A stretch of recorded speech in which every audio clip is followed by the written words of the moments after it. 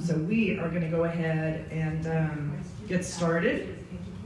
I'd like to introduce State Legislature from the 69th District, J.R. Clays, and his opponent, Jarrett Morris.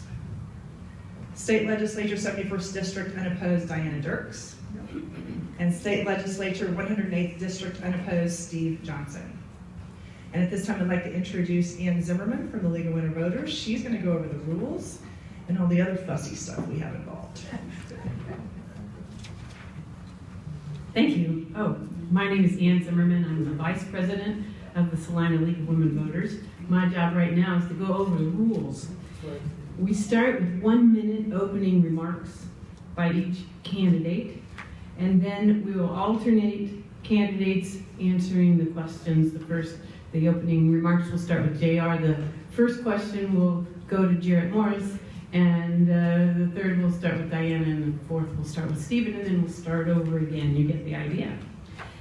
This first set of questions will come from the media panel, which comes from Salina Post, Salina Journal. Did you already introduce them? No. Jason Bates is here from the Salina Journal. And Leslie Eichelberry from the Salina Post. And Todd Pittenger from Rockingham Media. Thank you. While they are asking their questions and the candidates are answering them, you in the audience will be writing out your questions on the scratch pads that Prontoprint has provided us on the chairs. And the league members around the edges will be picking up your questions, so you can hold them up or you can pass them to the ends of the rows so they can pick them up. So that by the time we finish with the media questions, I will have some of those questions from the audience up here ready to ask. The questions have to pertain to all the candidates. They can't be specific to one candidate. Each candidate will have 1 minute to answer the question, and at the end of this process, which will come at about 7:45 or 7:50, then we'll have the 1 minute closing remarks from each candidate. And so I'm going to start by moderating the opening remarks. So we're going to start, and let me just tell you about the timers over here. The League of Women Voters provides the timers, Bruce and Margaret Wyatt, and when we ask the question, the green card goes up, which means go. And when we have 20 seconds left, the yellow card will go up. And when the time is up, not only will the red card go up, but probably someone will be telling you to stop talking. So, unless you've already stopped, which is fine. There's probably something else I should have told you, like thank you for coming, and we're glad you're here, and we're glad all the candidates showed up. So, JR, go ahead. JR, please. All right, thank you. Thank you to the Salina Chamber of Commerce, the League of Women Voters, our moderators, our timekeepers, our question askers, and everyone who came out today. Really appreciate you being here and look forward to the questions. My name is J.R. Clays. I am the representative from the 69th District. Have been your representative for 6 years in that district. I serve as the chairman of the Transportation and Public Safety Budget Committee. That handles the budgets for KDOT and our public safety agencies like the Highway Patrol, the National Guard, the Kansas Bureau of Investigation. I also serve on the Appropriations Committee that does all of our budgets for the entire state. I serve on the Commerce, Labor, and Economic Development Committee. I serve as the Vice Chairman of the State Building Construction Committee, which includes all state building construction, including that on our university campuses.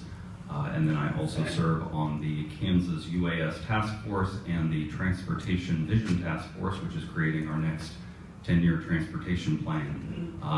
Won't eat up my entire minute. I appreciate the opportunity. I did. Oh, all right. Fantastic. Thank you, Jarrett Morris. Thank you, and thank you for everybody being here today. My name is Jarrett Morris, and I'm running for the 69th District Kansas House of Representatives. We have two visions that we're going to see tonight.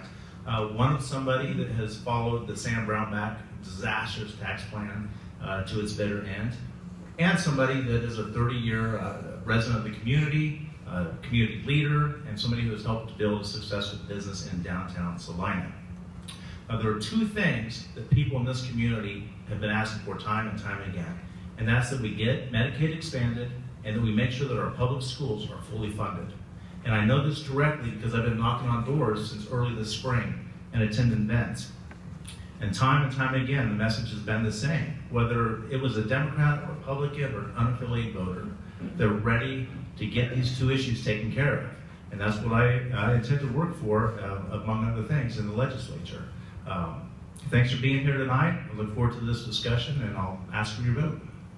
Thank you, Diana Dirks.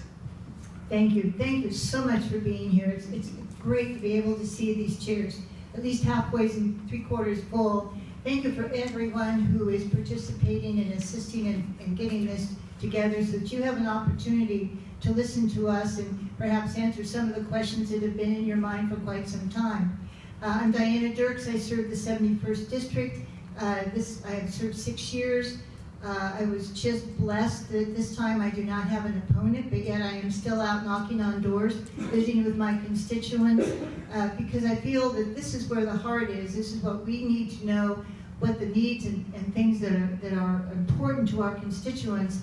And so therefore I want to go out and knock and ask those questions so that I'd be able to answer them and be prepared when I go back in January. So thank you so much for being here, and I'm looking forward to your questions. And I wanted to tell you that I did have a packet. There's 20 packets in the back that puts out the exact numbers for the educational finance and where the finances go. Thank you. Stephen Johnson?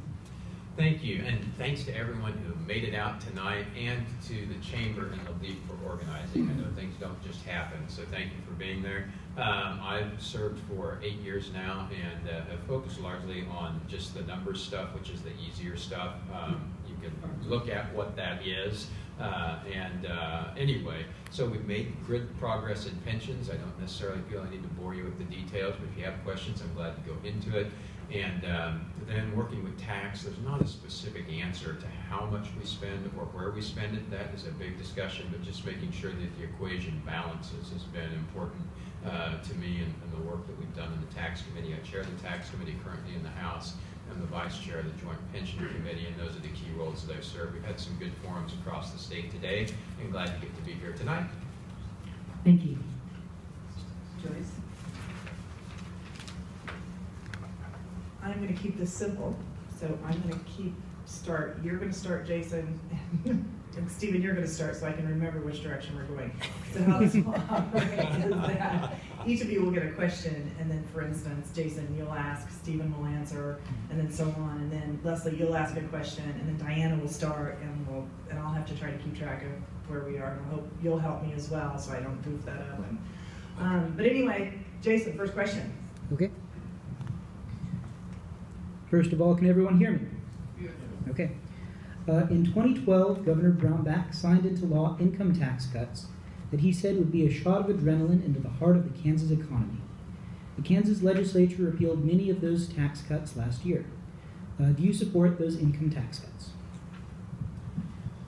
So just to clarify the question, I would assume, did I support the tax cuts of 2012? Yes, yeah. And I did not. I voted for the repeal in 2017 and worked to lead that effort.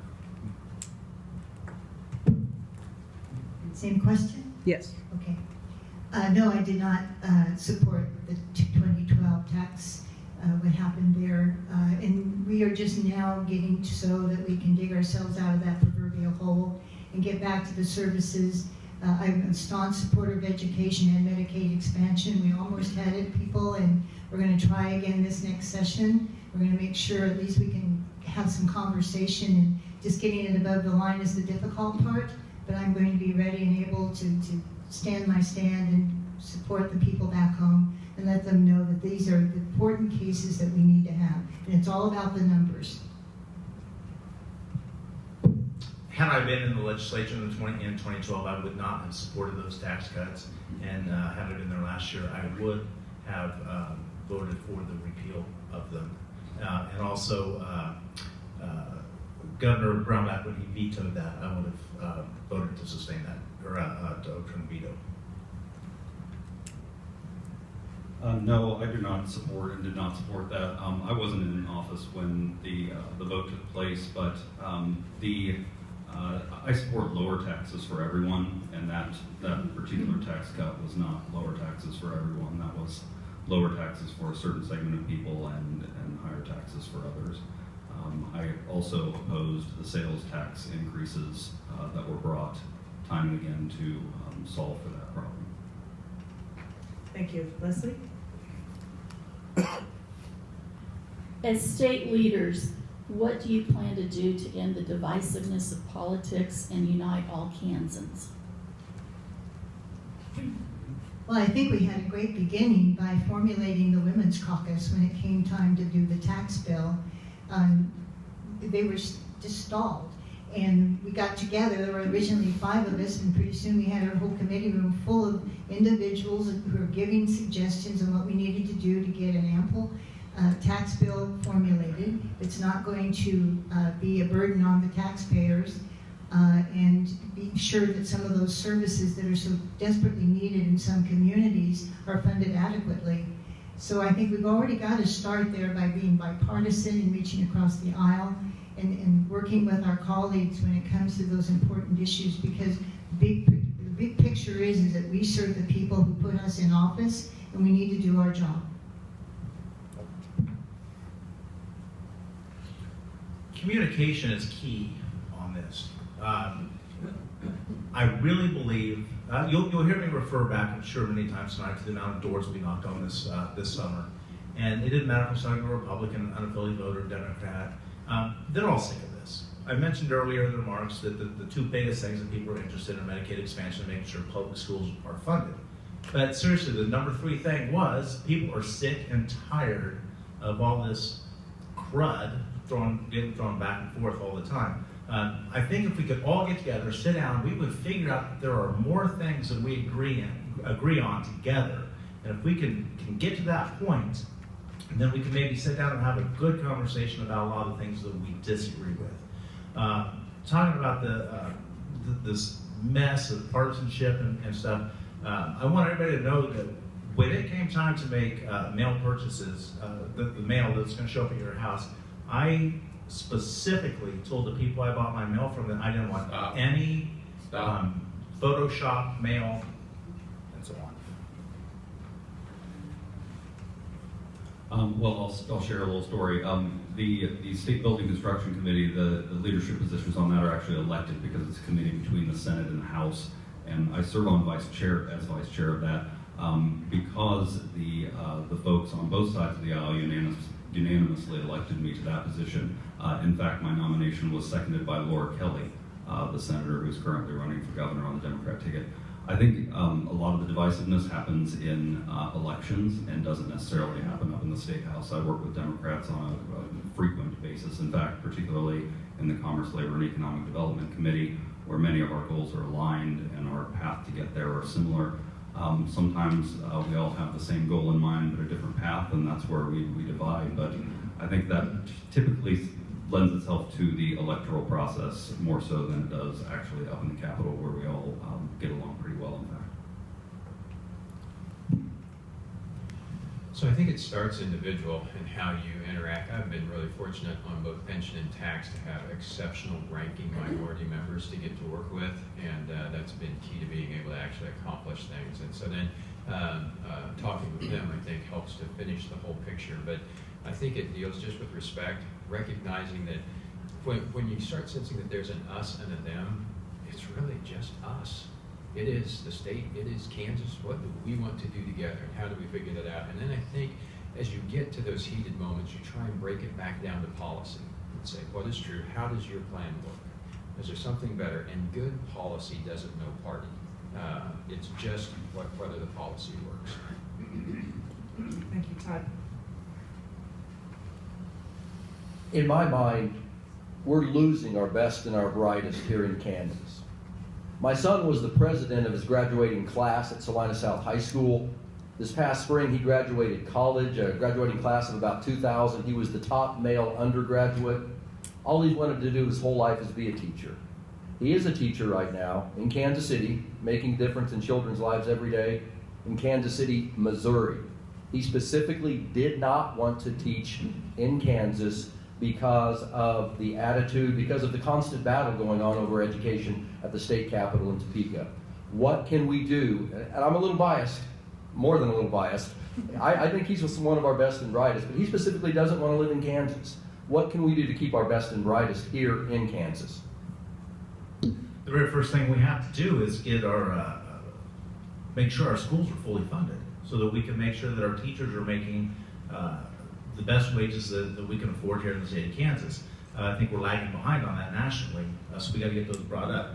Other sticking points with educators are things like due process. If that comes up again, we'll get that taken care of. We just have to make sure that economically in our state that we're doing well, so that people, young people such as your son, will want to stay around, and then make sure that they have security in our schools. You kind of have two questions there, and the one dealing with the schools I think is extremely important that we address, because I think the dollars need to make their way into classroom instruction, and that means teacher salaries. That's really primarily where we need to find ways to get the dollars to that purpose specifically. And my votes have consistently been in favor of putting the dollars towards classroom instruction, whether it be to teacher salaries or to technology in the classroom.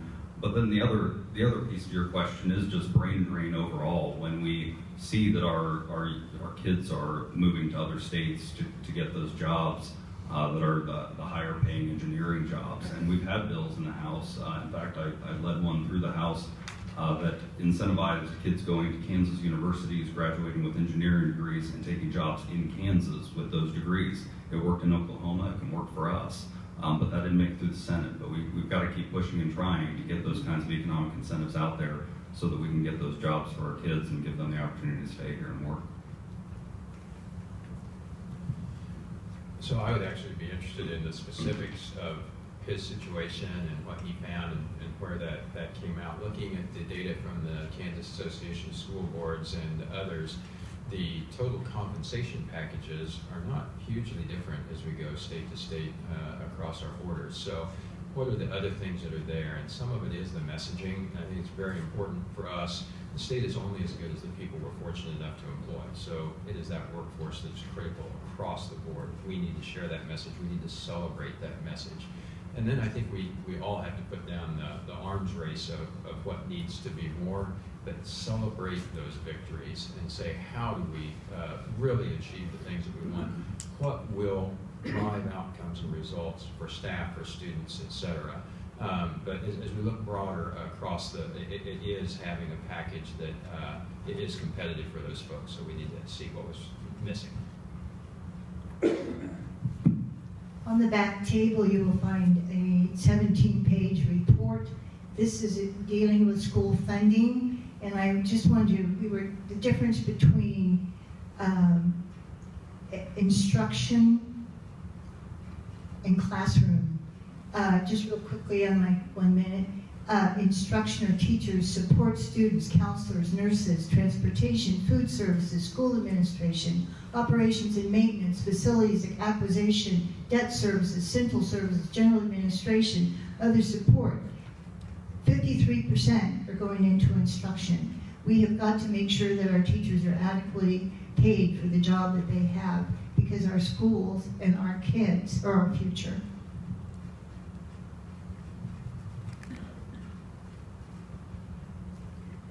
Earlier this year, the Kansas Supreme Court ruled that an education funding plan adopted by the legislature failed to adequately fund education in the state. The court ruled that the plan could be brought into compliance by adjusting for inflation. Do you support adding these additional funds for education? That will be the big question. Steve, we're going to let JR go first. Sorry, I had to be a bully already. No. Yes, I support adding the dollars for education. I voted in favor of one of the bills. I voted against one for another reason, but overall support putting the dollars into the classroom where they belong, as I mentioned earlier on an earlier question. But I think it's important that we addressed the court's objections, and I think that there were further objections, and that was part of why I voted against the last one, but voted for a previous version of it. I believe it's some portions of that were found unconstitutional, will need to be addressed. And I'm not sure. I might not vote for the additional funding through that. The key to that, there's about $800 million that's been added directly to schools over the current time, $1 billion by the time we look at pension payments. It is the one thing that we're looking at for a full inflation rate. We're not looking at any inflation in other areas of the government. So how do I make sure that I know what the other things are that are on the table before I'm willing to commit to another $300 or $400 million in education? As you deal with the budget, it's kind of like a giant balloon. As I put any one pressure point on, I want to make sure I know what it does to the other pieces before I assure you to say, I will make sure that the money is there. I will work to make sure that I listen to what the key pressure points are and that we work to address those with education in the other areas of the state. Well, I think after 6 years, you probably know how I feel about education. First and foremost, and it is a battle. There's been some sacrifices made, but I've also seen superintendents across the state, teachers leaving, going to outside our perimeters simply because of the inadequacy in their paying and being able to have enough funding to adequately take care of our kids in school. So I am a great advocate for as much money as we can get, but as it's used properly. And you get so many comments out, and I'm knocking on doors, oh, well, you spend all this money on all these new schools. That's capital funds that they cannot use for in-class and instructions. So it's a separate entity. We need to make sure that now that we're actually on the road to perhaps getting more funds coming in, that we use them wisely, but make sure that our schools are adequately funded.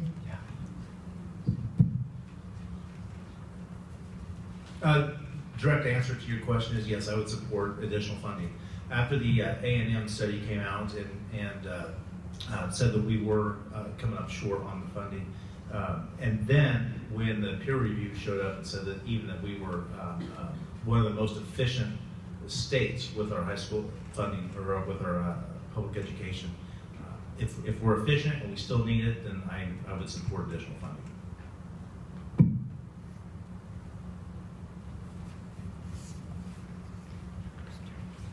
What is the most serious problem Kansas will face in the coming year, and what do you plan to do about it?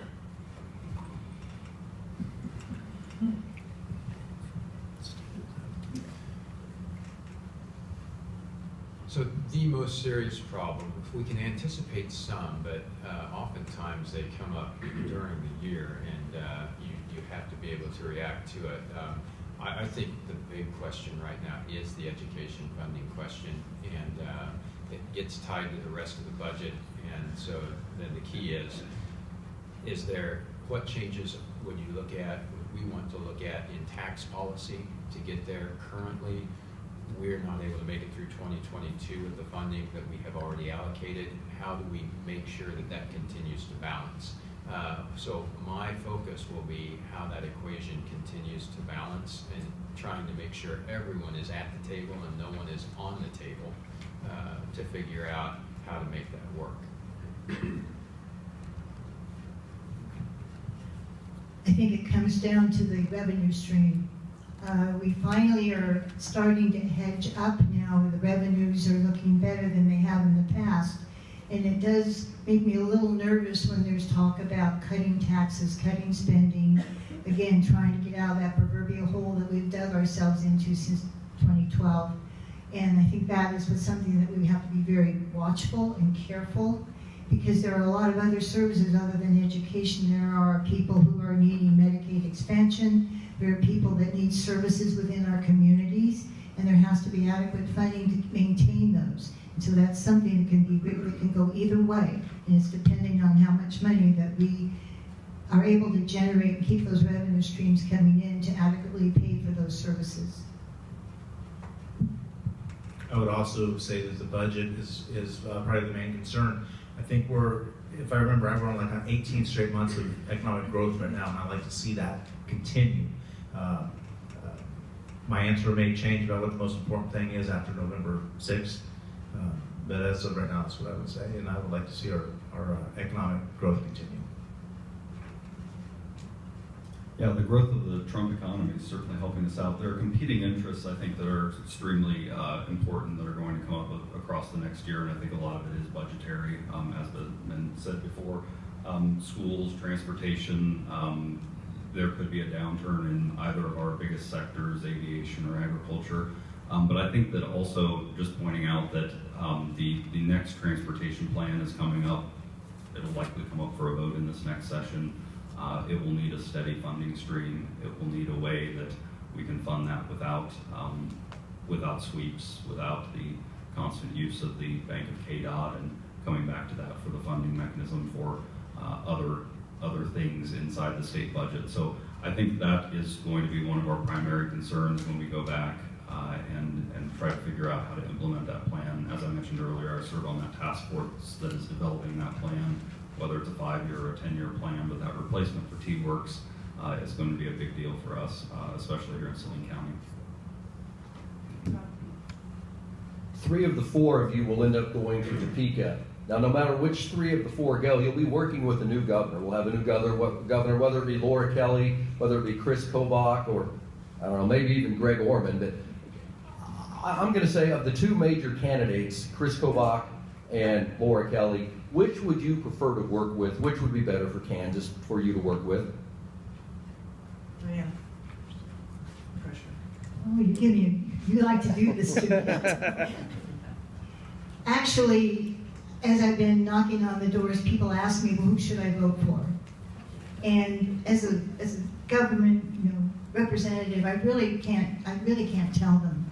But I do share with them my fear about how things would turn out, with either one of them. One with the primary election, one, cutting taxes, cutting spending. The other one was taking away the right for these young folks that are children of undocumented people who live in our communities, that after 12 years of school, they were going to take away their opportunity to have in-state tuition, which not would only hurt them, but also hurt the regions that are looking for those students that can still pay to have a student, and they're not moving out of state to do so. So there are some worries and concerns among my constituents, and remember, I serve my constituency, and I think those are the individuals who need to be letting the legislators know how they feel about it and what we need to do. Thank you. All living ex-governors, with the exception of Sam Brownback, have endorsed Laura Kelly. And about 24 state legislators have also endorsed Laura Kelly. I think they're telling us who the better person is to work with right now. And that's who I'm supporting, and that's who I think I would work best with. Well, my vote's still up in the air. No, I joke. I joke. No, I would obviously rather prefer to work with a Republican. I think that our goals are aligned as far as what the Republican Party has to offer, and also having that level of access to get things done for Salina and Salina County. When working with the opposing party and the executive branch, it's a lot more difficult to get things done for our community.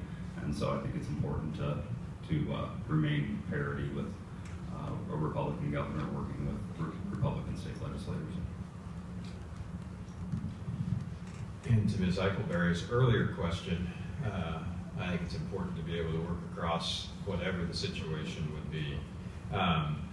I would be happy to work with a Republican administration. I have had many good experiences working with Senator Kelly on both pension and tax policy. Found her to be exceptionally competent in those areas and a big help to actually driving quality policy. So I would be happy to work with either. And when I get the question of whom to vote for, it's easy to lay out the issues. What I know is I can't tell you, but the choice is fairly clear, and you'll be able to make it. I also tell them you'll probably be really mad at me if I told you to vote for either one within about 6 months. So anyway. Jason. Some lawmakers support adopting a constitutional amendment to prevent the courts from ruling on the adequacy of education spending approved by the legislature. Would you support the adoption of such an amendment? No, I would not.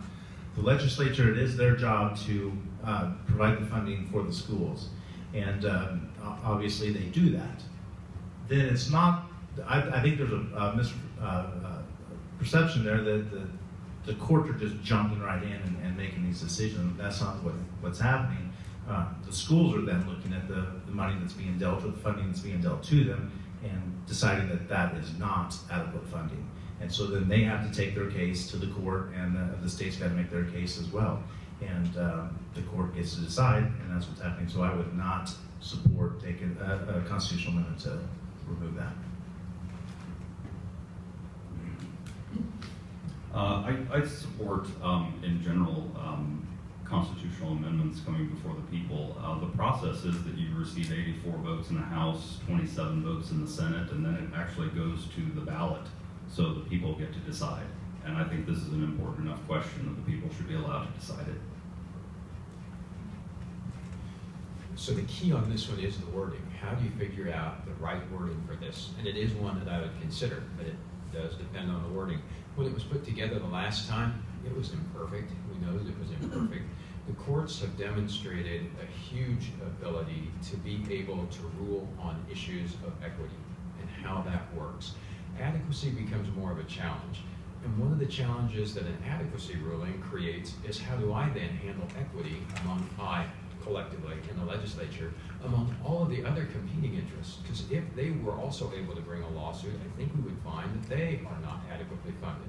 So that is the one challenge that I think that the people do need to decide. I think as we look at our discussion of the issue, having that settled to say, here's how we're going to decide the amount, would actually help to settle a lot of the angst we have around the education funding issue.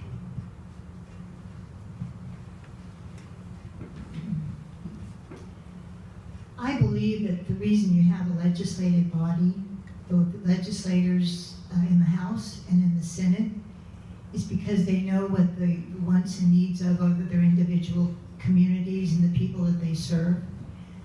I really truly feel that the Supreme Court is looking out for our education and the education of our kids. I think that there could be a compromise as to getting things done without having a constitutional amendment. If it comes down to that, I feel that it needs to be amongst the people and not so much geared towards what we say, but what they have to say, and that we need to listen to what their thoughts are in that regard. Leslie? Okay, this came up a little bit earlier, that the economy has been growing. What do you see that needs to be done to keep that going, and what will you do to help that?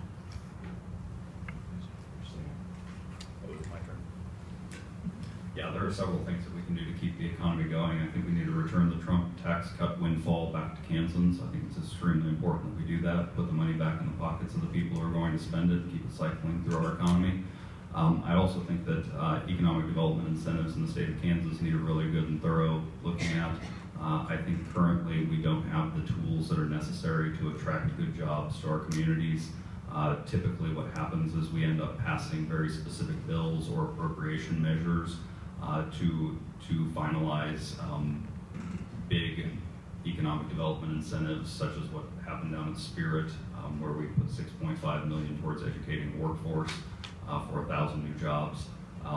Those things shouldn't require the legislature. We should have the programs in place that don't fill up binders and binders to offer businesses that are going to come here and create a large number of jobs. So a number of drivers that are there. The biggest one, again, is all of us. Outside of the government realm is where a lot of the drivers will continue to happen, and to pretend we have the special sauce that will fix it or anything would be an overstatement. But the tax policy is one, and as low as it can be is useful to keep that going. The economic incentives and our folks that drive economic plans and growth programs, those are key. How do we make them work? And overall, I think one of the things that's important for us is to stay out of the way, so that we really look at the actual consequences of good ideas and what that could do. We look at paperwork that we require, not just from industry, but how much we require of schools and special ed. Is there a way that we can allow people to continue to focus on the productive part rather than adding more challenges to their way of actually getting stuff done? I think the key here is what are people looking for that want to move to Kansas to start a business or continue one that's maybe a nationally labeled business. The biggest thing they're going to look at are the schools. They want to know what type of education possibilities that their children, if they come here and move their business here, that they're going to be adequately funded enough that they can get adequate education and go on to the higher education in K-State, KU, some of the smaller colleges as well.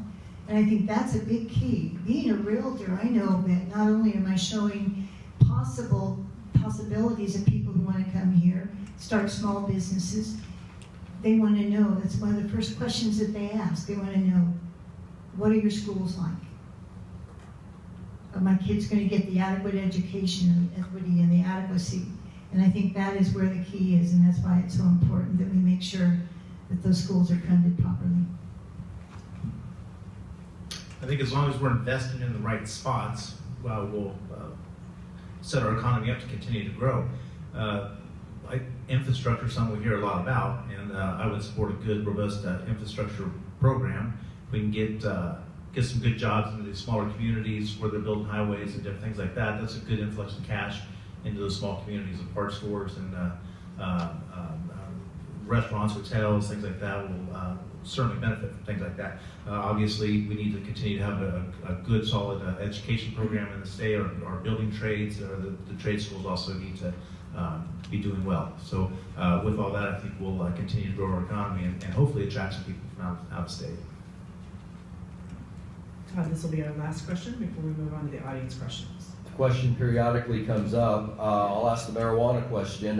Would you be in favor of maybe rolling back some of the Kansas marijuana laws? Other states have done it. Would you be in favor of rolling back the laws at a minimum, allowing the use of medicinal marijuana in Kansas? So this has had a lot of discussion, and I've gotten to work on a lot of the different parts of issues related to hemp, et cetera.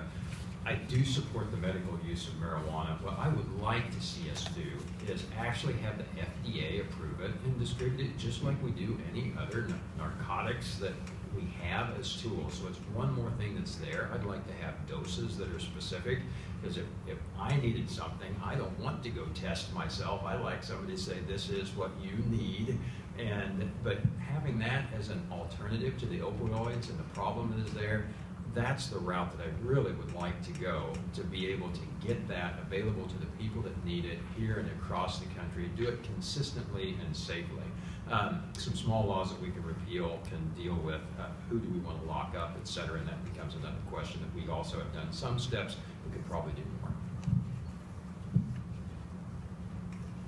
I am certainly in favor. I have seen families actually pick up and have to move to Colorado so that they can get the type of medication, just even the medicinal marijuana for their kids who are suffering from seizures. I had one sit in my office, and this poor woman was trying to hold on to her little boy, and it was just one seizure after another, and they eventually just had to move to Colorado in order to get them, and we should not have to have them do that.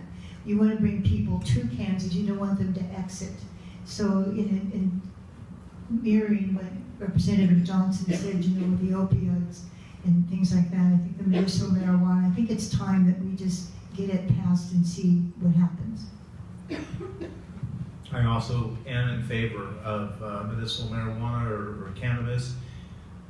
I think plenty of research and studies have shown that it is effective and it is something that we could use as a medication. I recently was talking to somebody that had to, in fact, move to Colorado in order to get this product, but then once they got there, they realized that they cannot afford to live in Colorado and moved back just across the border and got a little bit of trouble with it. So their troubles just kept compounding on top of each other.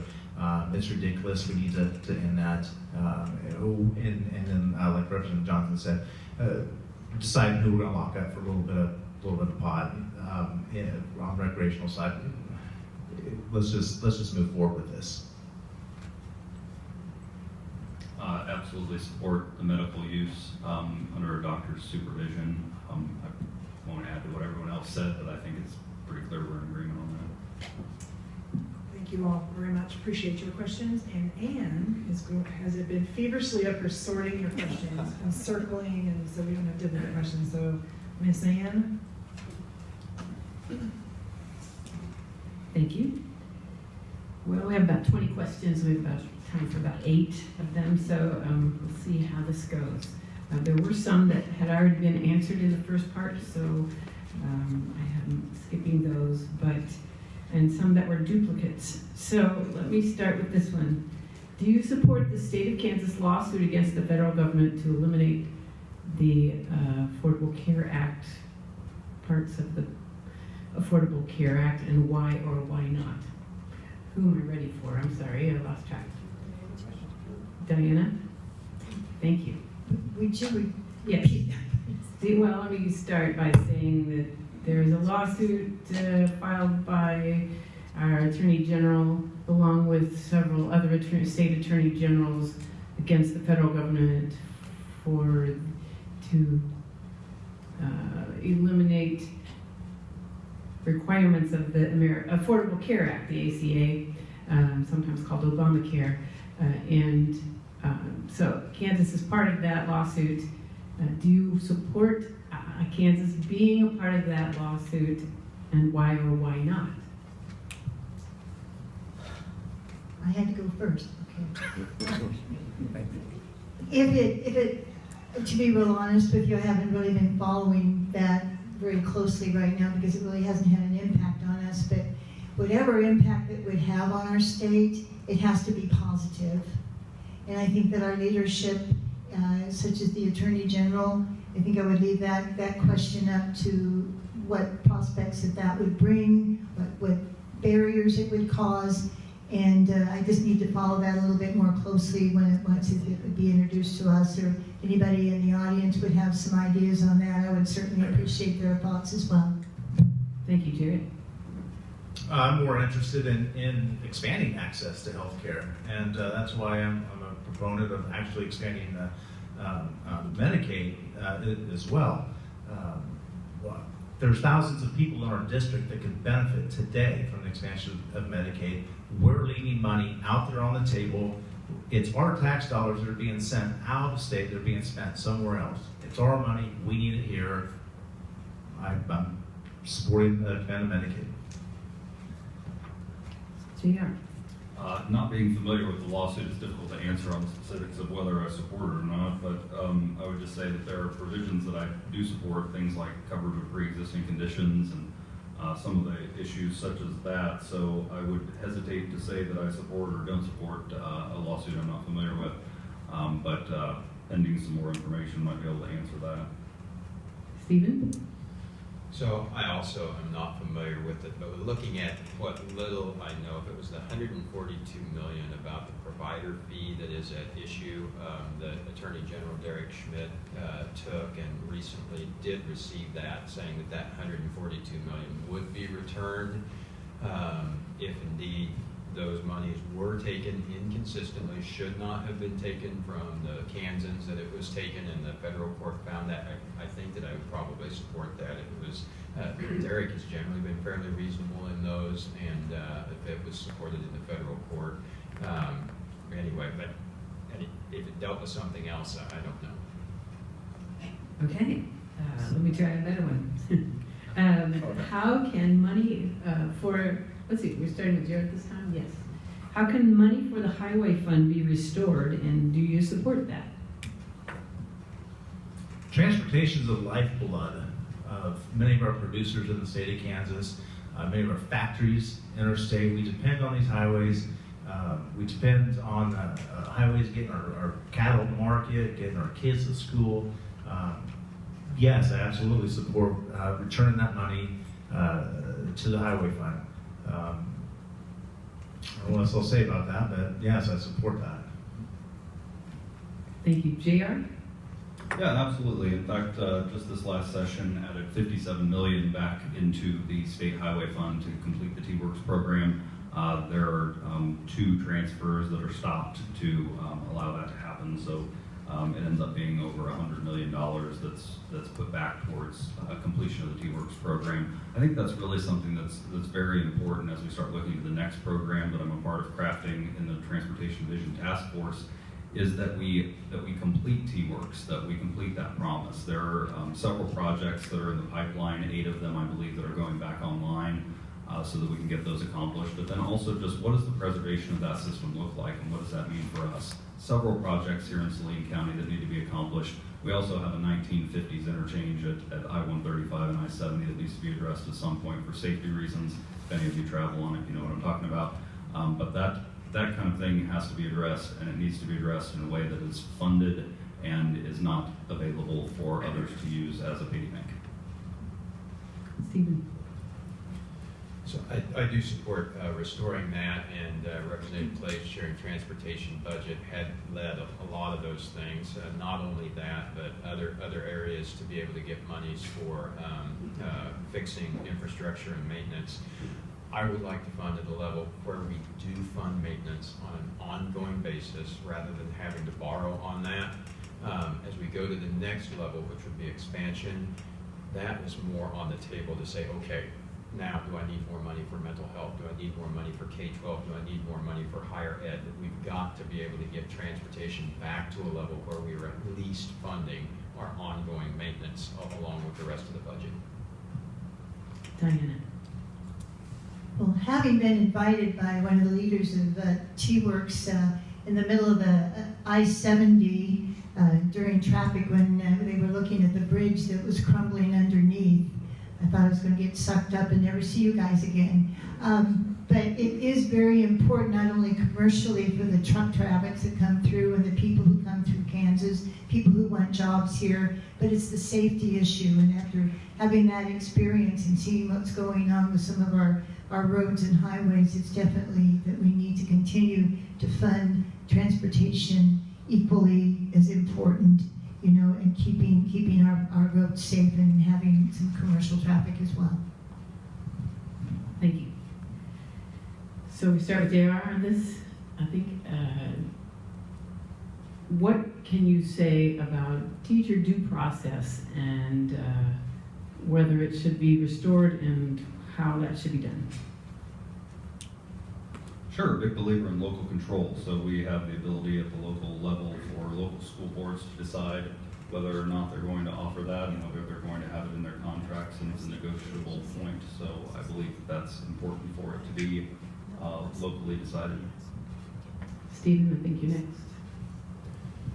So this is one where I did vote in the House to restore due process this year. I think the school board is the right place to decide that, but I want to tell the teachers that they are a valued part of what we attempt to do in the state and probably our most critical workforce. So hearing that it was important to them was what made me willing to say, this is a key driver, this would help drive satisfaction, this would help us get or keep the talent that we need, then it's important. And that was what affected my decision on that one. Otherwise, it's not an entity, it's not something I would normally say, oh, this is my main issue, but I think it was a main issue for my constituents, and that's why I did vote for it. Diana. If you had been at the State House when they had the KNEA convention or group meetings and saw all those teachers once again sitting on those cold marble floors with their red shirts on and waiting for the House to pass the bill, then it passed. And then they waited till the very last minute on the Senate. And it's ludicrous that, you know, so many people are there and so many people in our constituency are saying, please get the due process back. And we can't seem to get it with everybody agreeing. We get it passed and then it doesn't. So we're still we keep working on that. It's a very important venture. It really is. Thank you. Jared. school boards and communities should have the opportunity to control locally as much as they possibly can. But this is an issue that I believe that should be something that is statewide, and it should be decided in the legislature. I think it's really important for our young teachers to know that they have that security, to at least get that process if something were to come up or something to happen. So I would be in support of reinstating due process. Thank you. The next question is regarding the national economy and its effect on the state. And I'm paraphrasing a couple of questions here. The national economy, or the Trump economy as it was referred to once at least here, seems to be booming, and yet the agricultural sector is suffering to some extent for that. What would you say should be done to support our farmers in our rural economies? And we're going to start with Stephen. So clearly the trade issue is front and center for the ag groups, but I think we may be premature in looking at solutions. I won't sell all of my beans across the scale. I don't know when that will be settled, and I think we'll know what harm there is actually in the future. So even the payments that were set up, well, I appreciate the concept and I should jump up and down and say more. The reality is I think we need to look at what any impact actually is. If everything is solved by January, and maybe it's an overly rosy picture, but we might have a relatively small issue. Ag commodities are not just sold at a point in time, and it's over time, and we have to make sure that we look at what it is at the end. Diana? The agricultural segment of Kansas, this is our bread and butter. These are the people who have been here for generations and generations. This year, the farmers have been struck twice, once with 26 bushel per acre of wheat because of the lack of moisture. In our ag economy, they're struggling. They're just hanging on, and hopefully with the rains that we've had here recently is going to at least let them get into the field, get the milo out, because it's been very wet. But I think that whatever issues that come before us as a legislative body, that we should make sure that the farmers are having as much help as we can possibly give them, because really that is the key mark for the state of Kansas. Yeah, as a state, we need to be able to make sure that our farmers are on solid footing as much as possible. One thing I'd like to really look at and explore further is making hemp more available as a crop. I know it can be used for lots of different things, rope and textiles, and just a conversation I was having earlier today. It sounds like as of right now, with the way we're kind of moving, there's going to be a lot of hoops to jump through. It's going to be extremely expensive, and I'm not sure there's much of a market right now for it. But as we move forward, maybe we can improve on all that and see if we can't give our producers another option out in the field. I'll just expand a little bit on what Stephen was talking about. I think it is important that we support our farmers. We are an ag economy, and it's a huge part of what we do here in the state of Kansas. It also means that we need to support transportation to get those goods to market. But beyond that, when we start looking at markets overseas and to the north and south, it means having good trade agreements that benefit the folks here in Kansas. And if it takes a little while to get there, then I think that's what we need to do for the overall long-term impact of having like a new U.S., Mexico, Canada trade agreement. I mean, those things are good for us, and they're good for the U.S. So I think that we should stand with our president, who is renegotiating those deals, and get better deals for America. Next question. There are broadcast ads flooding the airways, claiming that public schools waste large sums of money on administration. Do you agree with that or not? And what can you say about those ads? Diana. Well, if you pick up this 17-page synopsis that I put together, it gives you exactly the numbers and I believe that I did read those off, that there's a difference between classroom and instruction. Classrooms, instruction is the actual instruction of our kids, and that's where the money is going. And 53.6%. And when you're talking about administration, is 2.1%. So you can see that the majority of those percentages are in classroom and instruction.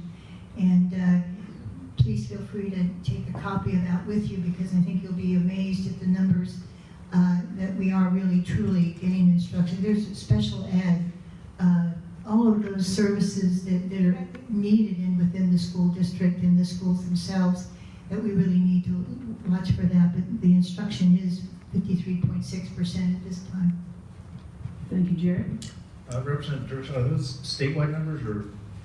Statewide numbers. I think, I was just looking at 305, what's going on here in 305, and about 95 or 90% is going into support students. About 64.9% of that is actually in the classroom instruction. So that counts everything it takes to educate a child. So the utilities, transportation, the individual school administrators, food services, things like that.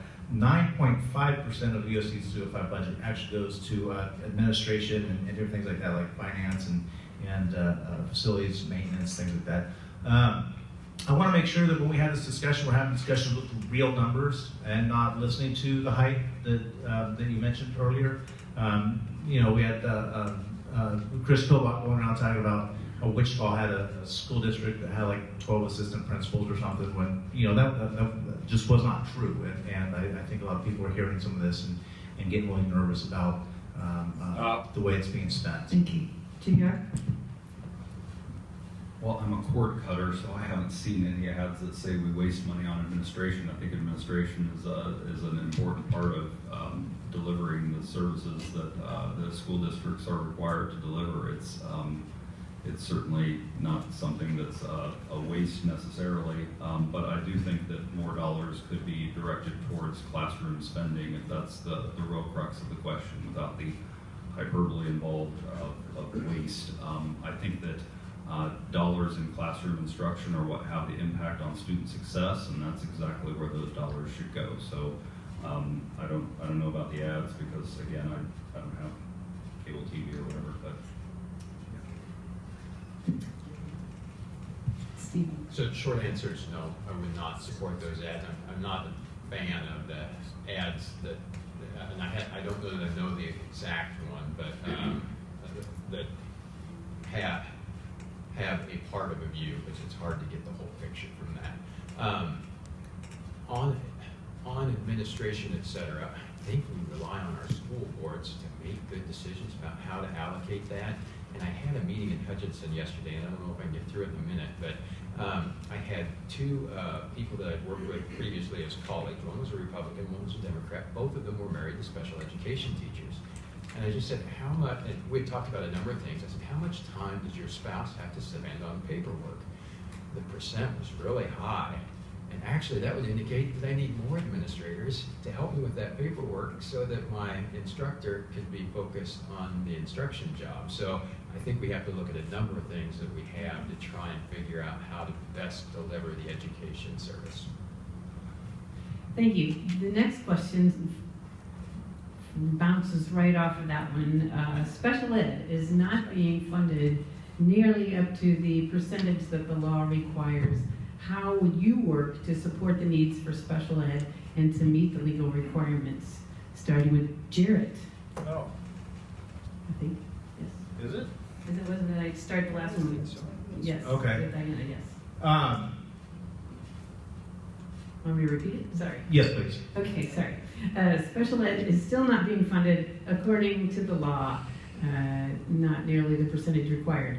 How would you work to support the needs for special ed students and to meet the legal requirements of special ed? I would have to be honest and say that I don't know exactly what the legal needs are, but obviously, should I be elected, that would be one thing that I would definitely be interested in talking to people about. If there's a legal need to fund special needs, then that's what our obligation is, and that's what we will do. Yeah, absolutely support full funding for special education. My brother is a school psychologist, and there's a certain provision in there where we were looking to add, I think, somewhere around 700, someone will correct me if they have the exact number, 700 or so school psychologists across the state of Kansas, because the level of workload that's being put on them is just simply too much to get through all the IEPs and testing and the things that they're required to do. So, yeah, absolutely support full funding of special education. Stephen? So as we get back to special ed, clearly is part of, a big part and a critical part of education funding. And where are we and how do we add more to the education funding piece, which has also been another question. If it is then the special education piece that I most want to add, I don't know that I can say, oh yeah, no problem, we can fully fund that. How does that work in concert with the other pieces? There is a percentage of the total special education need that has been funded for several years, and it's not 100%. I assume that that is what the question is. And I don't know what our Partners in Education's priority is to say that's what we most want next, or the other list of items that might be there. Perhaps that's the only one. And if it is, then it's easy to say, yeah, that's the next one that we do. But if it's not, we need to see how we move all of those things together. Diane? I guess you're going to hear it from me again. There was a definition here of instruction excludes student support. Programs such as counseling, health, social workers, special education services not provided by classrooms, teachers such as speech pathology, libraries, media center, technology support, professional development, transportation, food services. These are all services that make the core of our educational system grow. And without it, and without being adequately funded, we're going to lose some of those services, and these kids are not going to get the benefit of a full education that perhaps many of their colleagues who may not have special needs are being able to get, because these kids need some special attention. So yes, I fully support increasing the social services funding in our schools. Thank you. The next question deals with an issue we just had a lunch and learn on this month for the League of Women Voters. I didn't write this question, but I recognize the issue. Salina County kids in foster care. Let's see, JR, you're going to be the first one here, right? Is that where we are? Okay.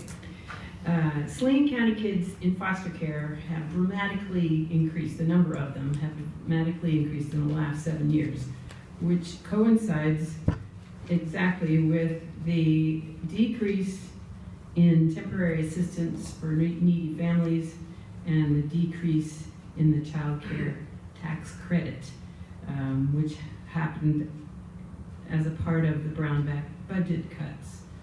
What would you do to remedy the foster care crisis? JR.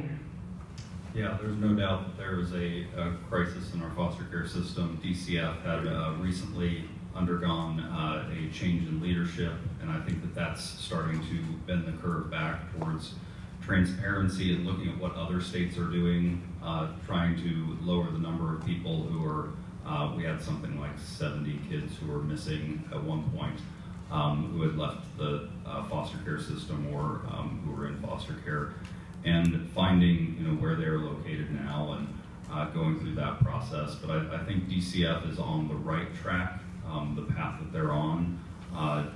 TANF, that's certainly available to people. I'm not sure exactly what the cut is that's being referenced, but would be happy to address that if there's something specific that's in regard to the foster care system. But that's not something that I was aware of. Stephen. So I don't go as deep on that particular area, but the review that I have had of the DCF, the Department of Children and Families budget, would show that that is one where shortage of funds is driving a lot of problems.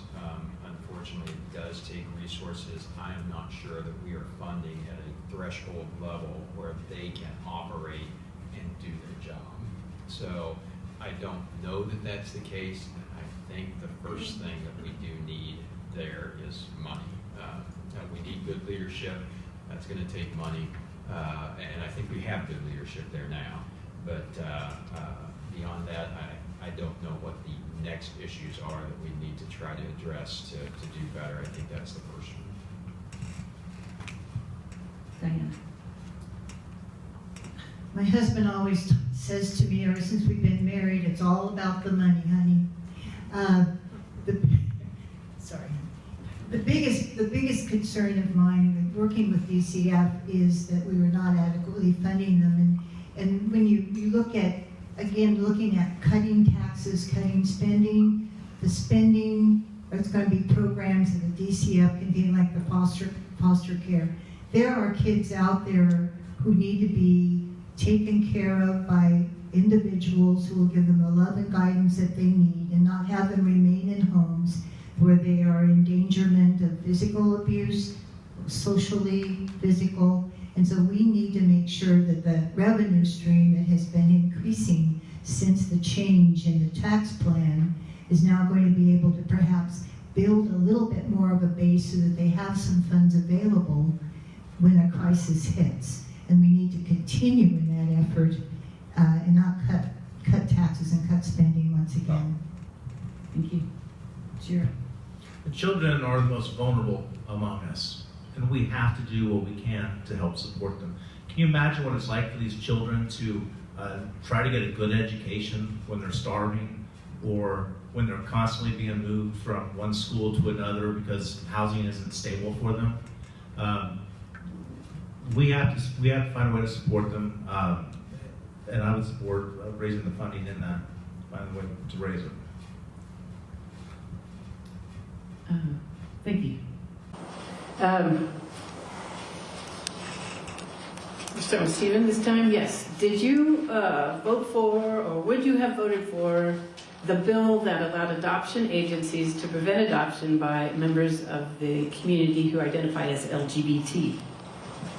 Well, there was an Adoption Protection Act, and that was a no-win vote. You either voted to say, I don't believe Catholics should be able to adopt, or you proceed on other things. I wonder what that bill started with, because it got such a backlash through that. The reality is what the bill that we had the chance to vote on did was say we will continue to use Catholic Charities, which is our second largest provider of adoption services, and we recognize that we can't change how they would discriminate to do that, and they discriminate on a few, in my opinion, a few different things. The chair of the committee's son had wanted to adopt. He and his wife, they did not because they were childbearing age, so they could not adopt through that agency. However, I think there are loving Catholic families that can adopt, and for that reason, I think continuing to use Catholic Charities does have a place in the state. That's a longer than a minute discussion. Diana. I agree that is certainly longer than a minute discussion.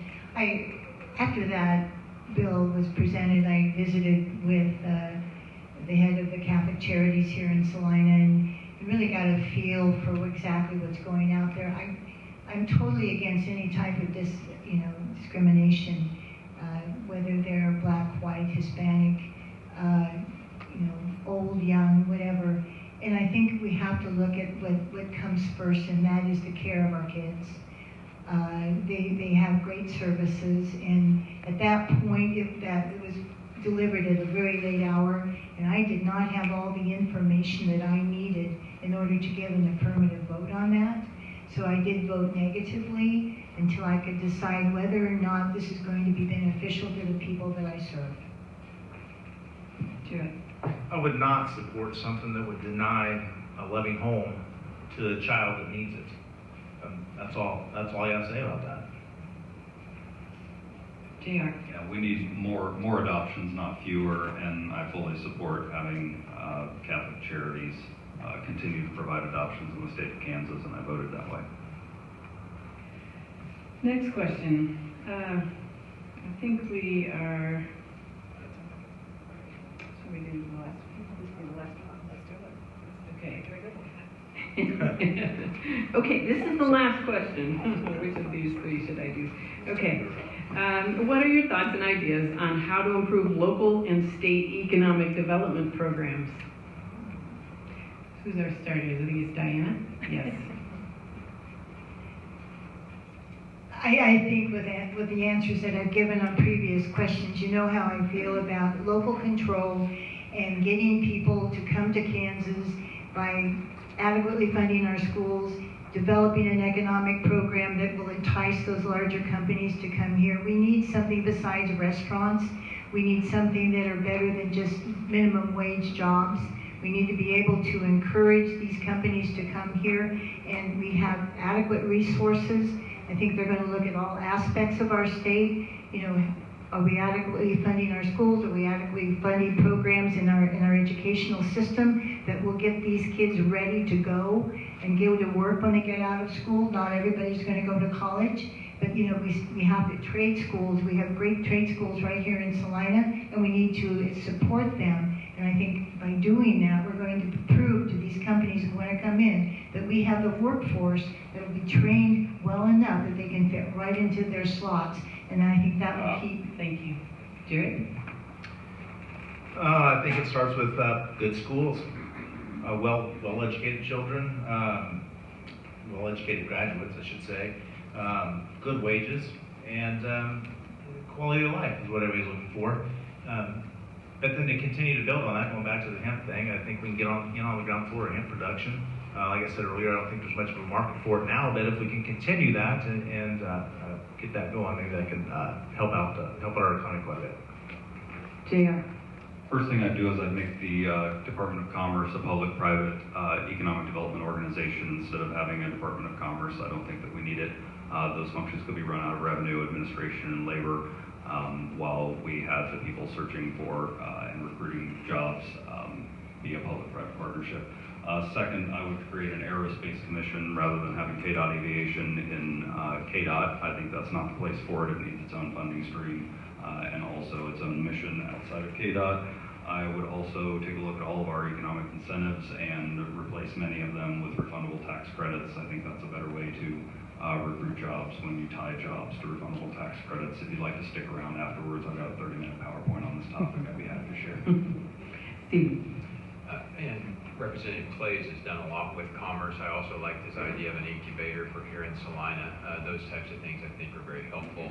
At the state level, I think combining does make sense. I would really like to have good data that just shows us what is our return on any programs that we have. So how do we invest well in the best programs that do actually drive jobs and keep people in the state and not tie the hands of our local economic development directors, but really partner with them to try and find solutions that can move forward. You made it. Yeah. Okay, 1 minute closing remarks from each one. And Diana, would you mind starting, please? Once again, thank you all for attending this evening, and I hope that you were able to assimilate with what we're trying to do here in Topeka, and you have representatives there that are really diligently trying their best to make sure that every aspect of our state continues and grows. And by you being here shows that you have an interest, a real true interest. And I'm so glad that you had some really tough questions, and I hope that they were answered favorably in your opinion. So thank you once again for being here, and that itself says a lot. I'd like to thank all the representatives for letting me sit up here amongst them. And thanks to the Chamber and the League of Women Voters for having us. Thanks to the media panel and everybody for coming out tonight. I want to just end by saying again that I spent the entire summer knocking on doors, talking to voters, and the real main issues that people want to talk about is expanding Medicaid and making sure that our public schools are fully funded. I heard it time and time again. I heard from Democrats, Republicans, and unaffiliated voters. That's the message that I want to carry. We the 69th district is a very diverse regionally district. We've got some rural parts of the district, and then we got this long kind of district. I look forward to representing everybody in the district. I plan to make myself available to everybody. I'm going to listen to your concerns and see if we can work together and solve some of these problems. Again, I'm Jarrett Morris, and I appreciate your vote. Thank you. Yeah, thanks again to the Salina Chamber of Commerce, the League of Women Voters, our timekeepers, of course, our moderators, and our question askers, and the entire audience for coming out tonight. It's a little drizzly day, so appreciate you coming through that. I appreciate your vote on November 6th. We have I think we only have 12 days left, if my math is right. But it's definitely been a pleasure to go door to door and to talk to folks about what the issues are that are facing Salina and Saline County. I've been your representative for 6 years, been working hard to bring good paying jobs to Salina. I think we're on the cusp of some really great things when it comes to the aviation industry. We have a couple of top schools in the nation here, our aviation school and our UAS program at K-State Polytechnic, one of the top 3 in the nation, Salina Tech, one of the top 10 in the nation in tech schools. We have a well-trained workforce that is ready for the jobs of the 21st century, and we need to start working to bring those jobs here. So I'm delighted to be a part of that, and I'd respectfully ask for your vote on November 6th. Thank you. Thanks to all of you for being here, and I hope that we can continue the discussion through the election and as we go forward. It is everybody at the table that will help us to figure out what are the biggest and best next steps that we take together. Across parties, across groups. Today I was lucky to be at a number of things. KU had a tax conference, great to both talk and listen there. Some folks at KDADS had some needs that they talked about. Aviation group actually has some great ideas to continue. Takes money. The Leadership Kansas class had a discussion on tax and education funding in Topeka. All of those are great forums. And even here we talked about a number of different things where we could invest, and in each of them we can invest wisely. And we can absolutely do at least some of them. But exactly which ones and in which degree gives us a great opportunity to continue the dialogue, and I thank you for the chance to hear from you tonight. Thank you very much. On behalf of Joyce Volk and the Chamber of Volk and the Chamber of Commerce and the League of Women Voters, I want to thank the candidates for coming. Let's give them a hand. And thank you all for coming. And be sure and vote before or on November 6th. Thank you very much. I want to also say